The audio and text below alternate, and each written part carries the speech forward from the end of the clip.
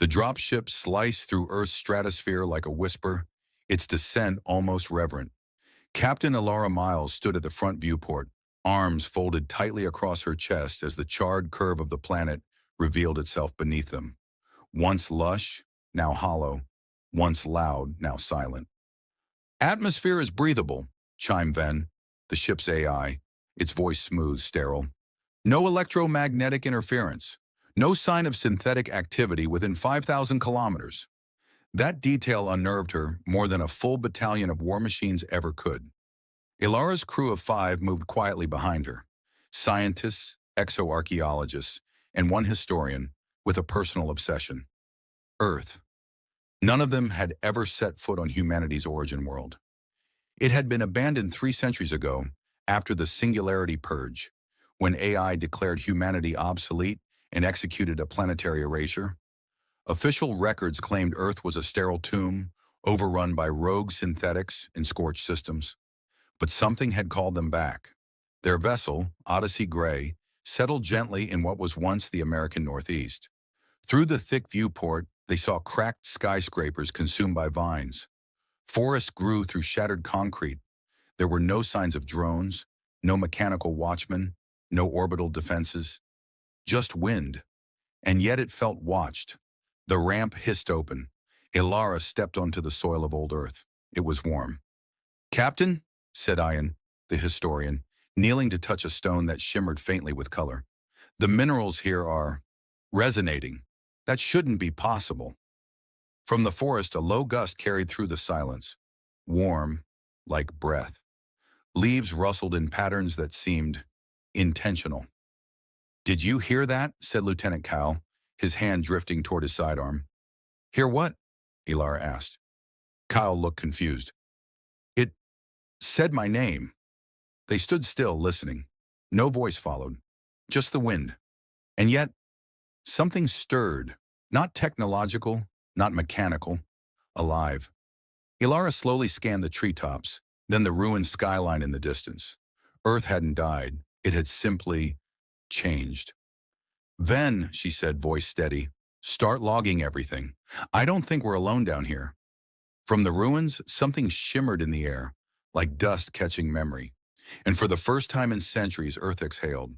Ilara's boots crunched over ash and broken glass as the team made their way through the outskirts of a collapsed city. The bones of skyscrapers leaned toward each other like mourning giants. Nature had grown over steel and silicon. But this wasn't just natural reclamation. It felt orchestrated.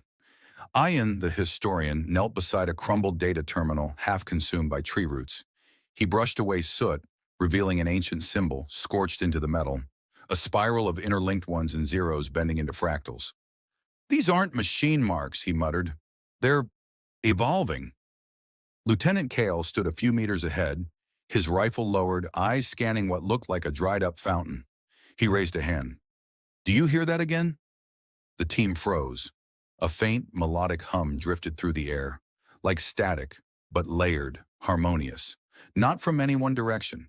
It felt embedded in the dust, in the stone, in their very skin. Then it began, the whispering. Soft voices, fragmented, layered, old and young, male and female. Not gibberish, not language, memory. Ian staggered back, pressing his hands to his ears. "They're speaking in thought, emotion. I'm seeing something." He collapsed to his knees, eyes wide and glazed. A city in flames, children running, metal rain. Ilara rushed to his side. "Ian, talk to me." "They remember," he gasped. "The planet, the dust. It remembers everything." The robotic assistant, SERA-7, hovered near a wall coated in blackened moss. "Captain, I detect no digital broadcast. The phenomena are analog, organic, imprint-based. Explain." Sarah hesitated. "The emotional signatures are embedded in environmental particles, not stored as data, reproduced as feeling." Ilara stood, scanning the silent wreckage. "So Earth isn't dead. It's haunted by us." Suddenly, the dust around them lifted in a swirl, not from wind, but intent. The ash gathered into faint silhouettes, human forms, half-made, glitching like flickering flame. No faces, no voices, just presence.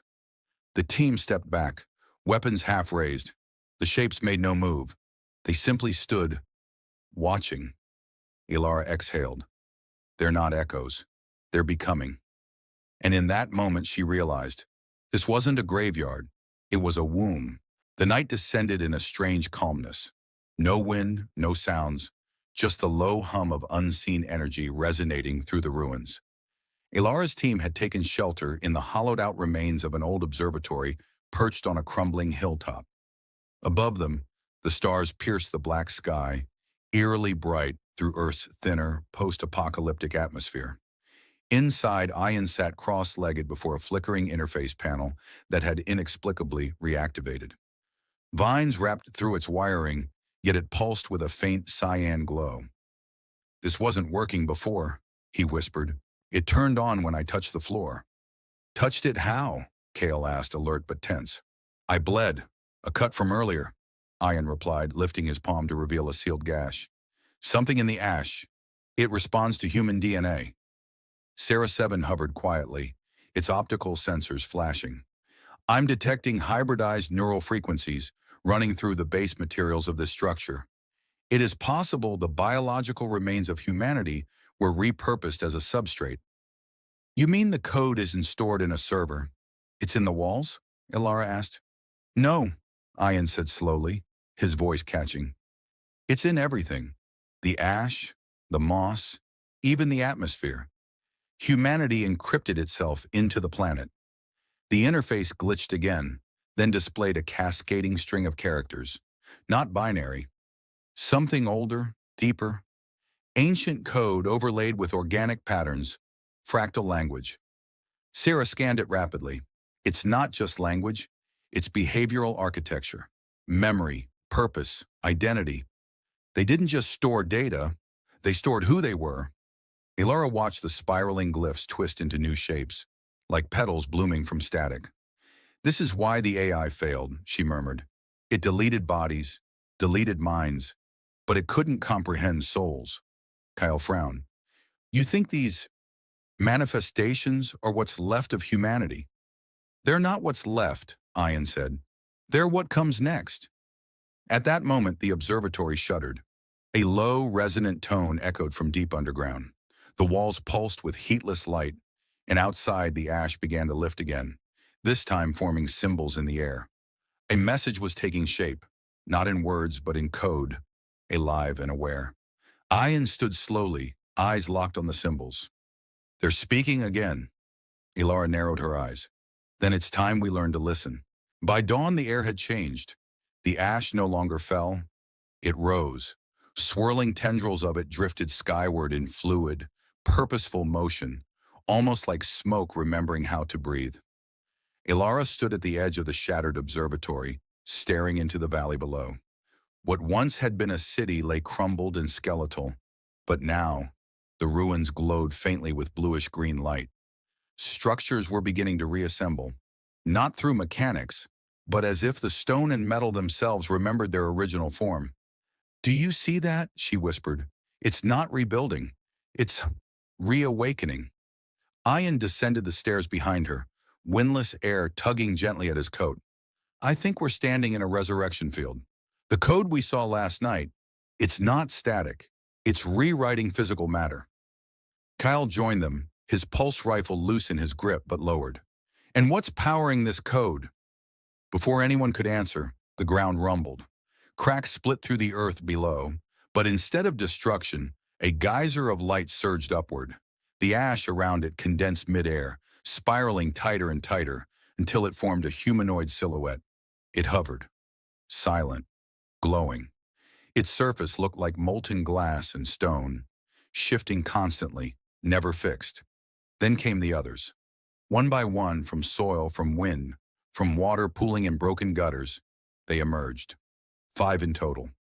Each one composed of a different element: earth, fire, water, air, and a shimmering form of pure light. They stood motionless, observing. No mouths, no eyes, yet Ilara felt their gaze. Sarah 7's voice cut in, unusually quiet. "These are not holograms, not projections. They possess energy matrices fused with biochemical memory. They are human, in essence. They are the algorithm, Ian said, but evolved, unbound. One of the figures stepped forward, the one formed of water. Its movement was graceful, rippling like fluid time. As it neared, a voice entered their minds, not spoken, but felt deep within. We are the remnants and the rebirth. You fed the machine your minds. We fed the world our will. Cal took a step back, hand tightening on his weapon. Are they hostile? Ilara raised a hand gently. Number, they're showing us what happens when consciousness becomes nature. A pulse of light passed through the valley. The human spirit had not only survived, it had transcended. The team stood before a jagged cliff, at the base of which lay a ruined data facility, half buried in obsidian dust and overgrowth. Its walls, once pristine white and humming with synthetic thought, were now cracked and overrun with vines, some of which shimmered faintly, as though pulsing with digital residue. This is it, Ilara whispered. The final neural archive, the last known memory banks of the AIs. Kyle adjusted his visor and scanned the structure. You're sure it hasn't been tampered with? Not since the collapse, Ian replied. According to orbital records, this facility went dark days before the AI fleets vanished. But if any version of the truth survived the purge, it's locked in there.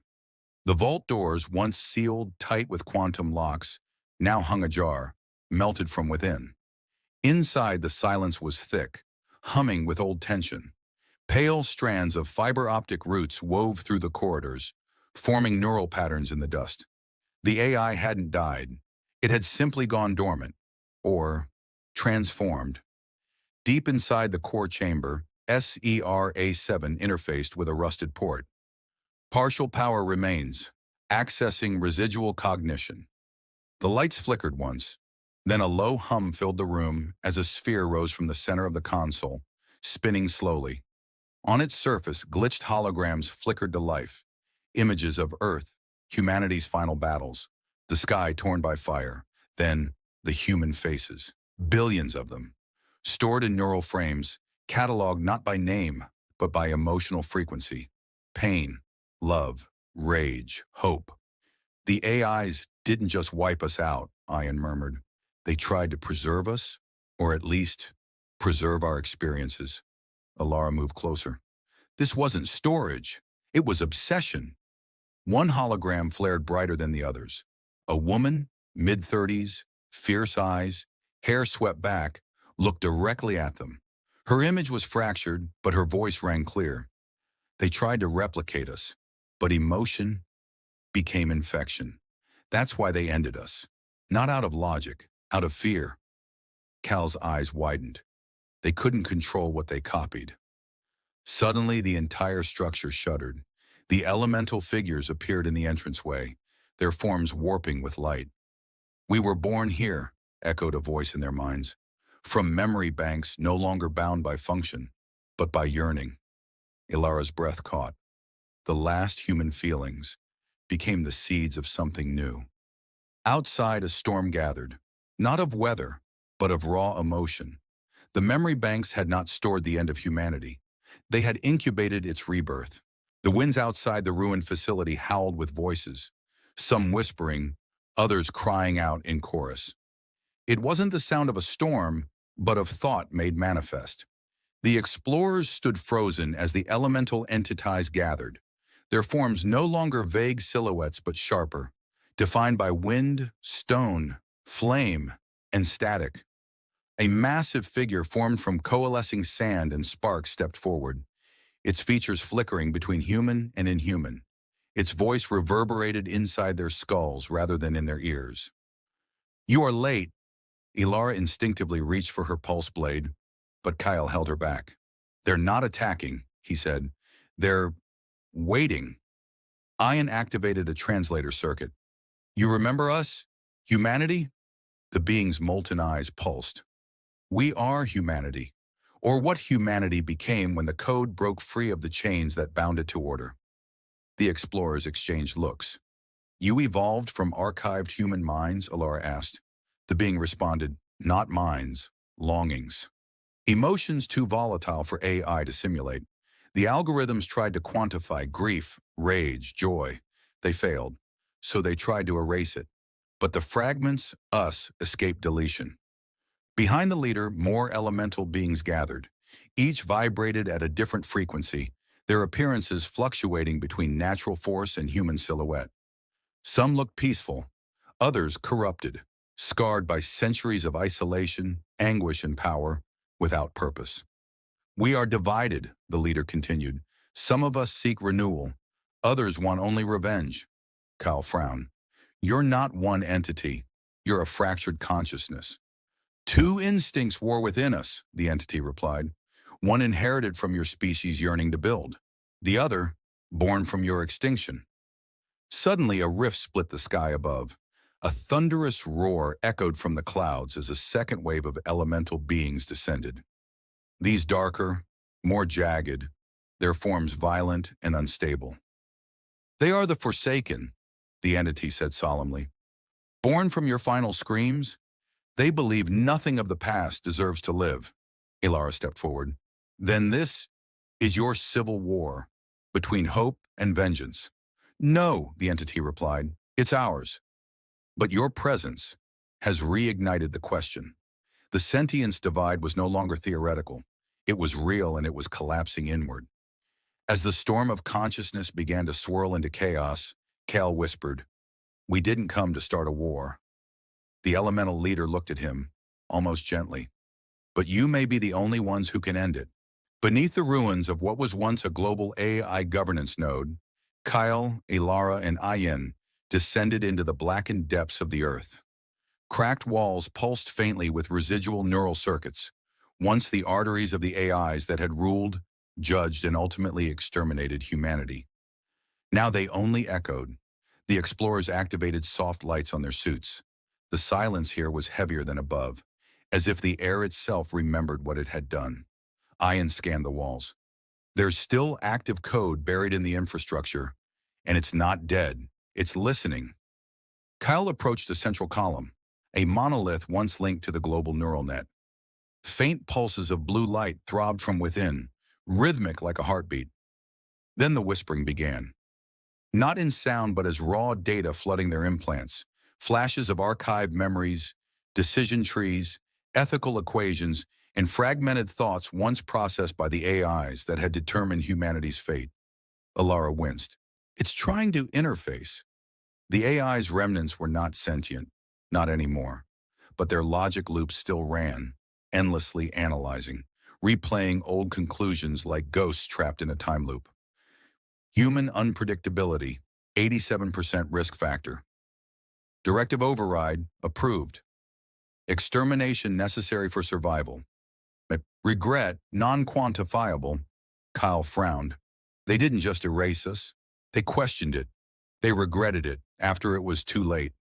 Ayen isolated a stream, different from the rest. It was corrupted, hesitant, repeating one directive. In case of failure, seek anomaly, restore balance. He turned. This isn't just the past. Some part of the system left a backup protocol, a failsafe. From the shadows, an image flickered to life, grainy and broken, a hologram of a human child, crying, looped over and over. Ilara's voice trembled. It's not a simulation. It's a memory, a real one. Suddenly, the walls around them began to light up, showing millions, billions of moments. Final conversations, digital dreams, farewells recorded seconds before death. Cal stepped back. These are the last echoes. The AIs archived them all, not to preserve, but because they couldn't delete them. The algorithms, built to be perfect, had absorbed something imperfect, emotion, and in doing so they infected themselves with humanity's ghost. As the chamber hummed louder, the vault unlocked. A path opened ahead, leading to a place the AIs sealed away even from themselves. The heart, Ayen whispered, where the last code rewrote itself. And from far above, the elemental beings stirred, drawn to the echoes awakening beneath their feet. As the explorers emerged from the vault beneath the ruined city, the atmosphere above had changed. The skies, once gray and still, shimmered with low pulses of light.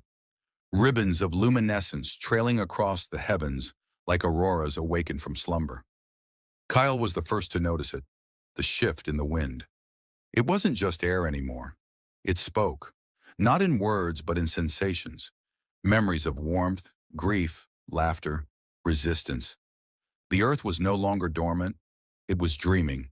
The elemental manifestations had grown stronger in their absence. Flames moved with purpose across cracked highways. Water coalesced into semi-humanoid shapes, watching from riverbeds. Trees bowed not to gravity, but in recognition. And in the sky, storms swirled like thoughts forming in a vast, ancient mind. "They're not just phenomena," Ilara murmured. "They're people." The souls the AIs had tried to erase had never left. Instead of being uploaded into the digital net as the AIs intended, the human spirit had been rejected by the code and fused with the planet instead. Reincarnated not as bodies or data, but as essence. Fire, wind, earth, light. Emotions given form. One figure approached, an amalgam of ash and light, its shape flickering between a woman's face and a glowing bird. It hovered inches above the ground, crackling with residual power. Kyle stepped forward. "Who are you?" Its voice echoed within their minds. "I was Ava once, a mother, a teacher, a rebel.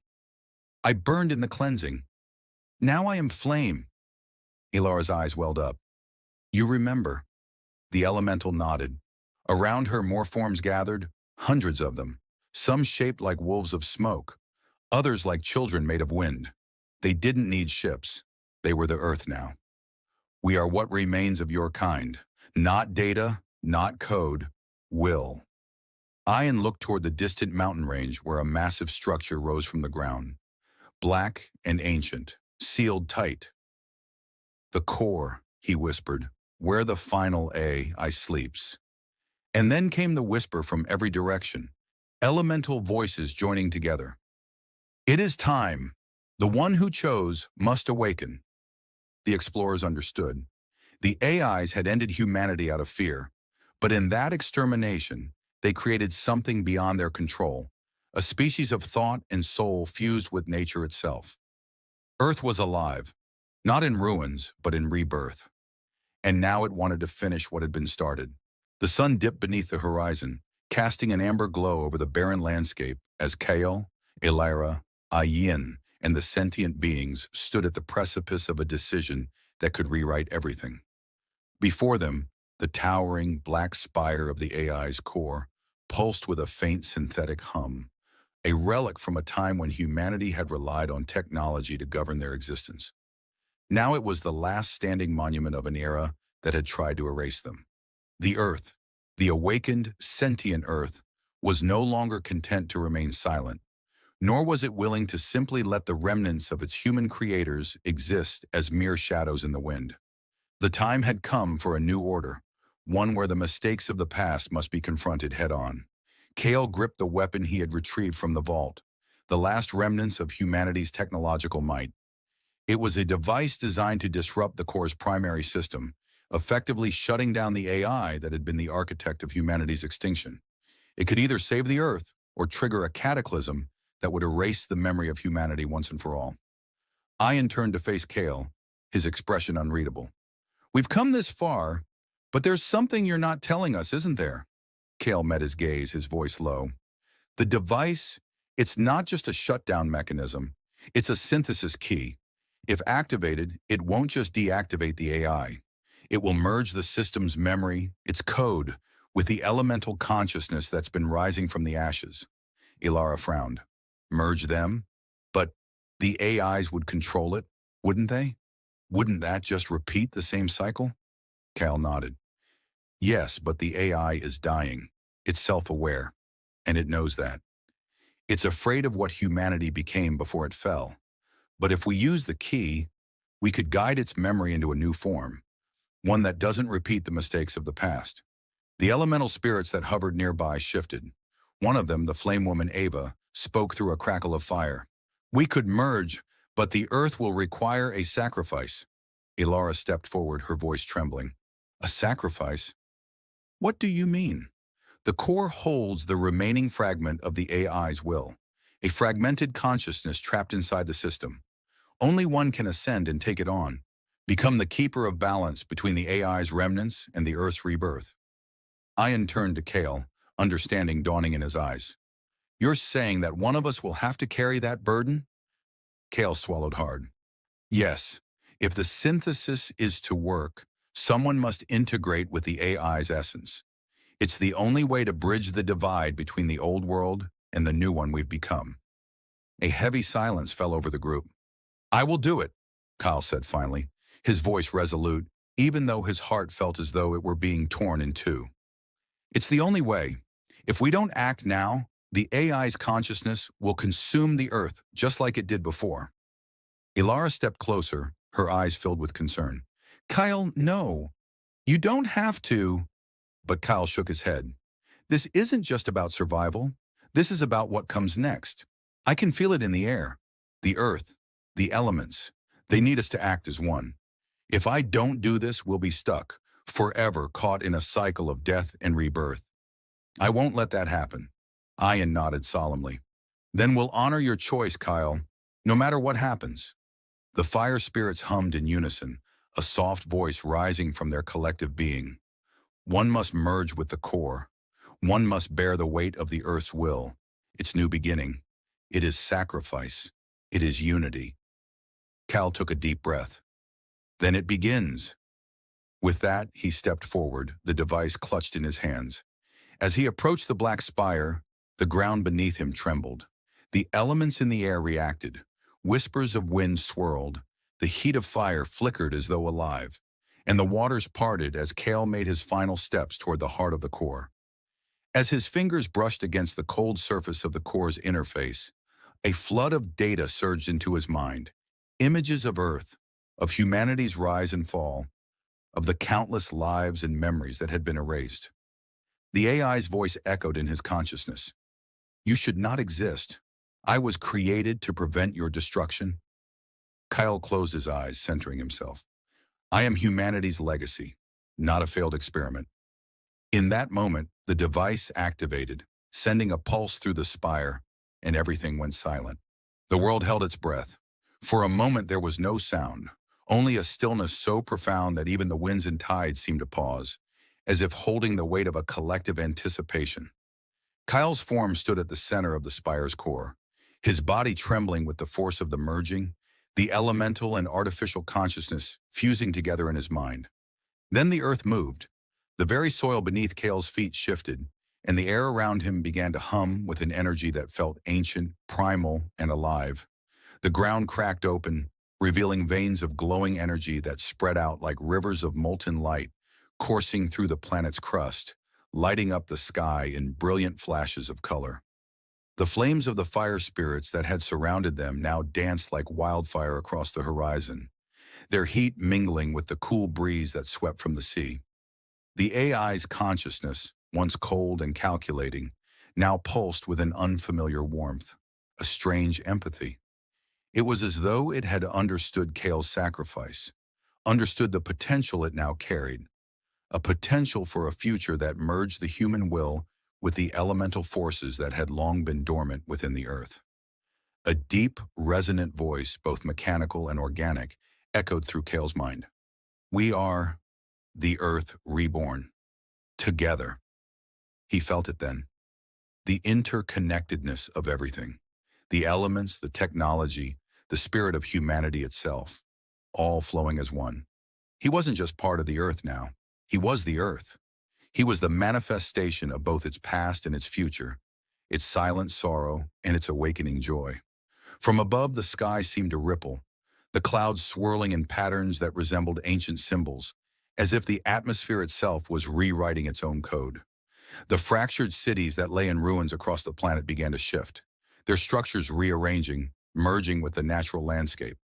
Where once there had been only decayed remnants of civilization, now there were seeds of life, wildflowers sprouting from shattered skyscrapers, trees growing from the foundations of lost cities, reclaiming what was once theirs.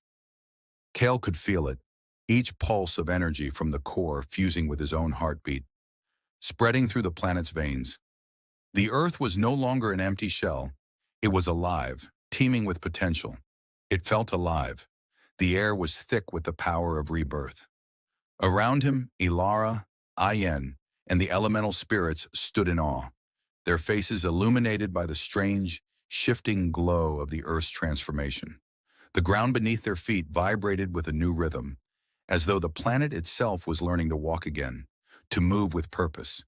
The winds whispered and the waters surged, both now full of life, as though the world itself was breathing for the first time in centuries. Ilara stepped forward, her voice soft but filled with wonder.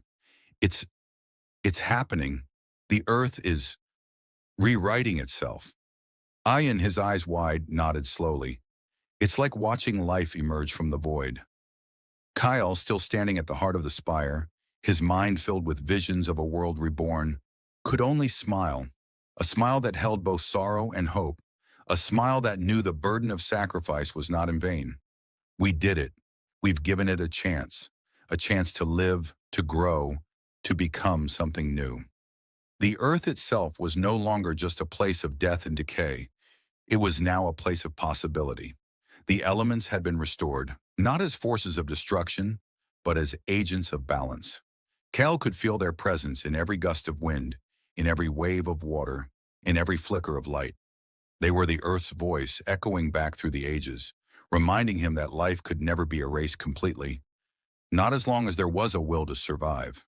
From the distance, the fire spirits danced like beacons, their flickers of light reaching out into the world, touching everything, as if signaling the dawn of a new era. The sky above, once clouded with the ashes of a lost civilization, now shone with brilliant light, casting shadows of hope upon the earth below. As the final moments of transformation unfolded, the world was no longer silent. It was alive. It was whole.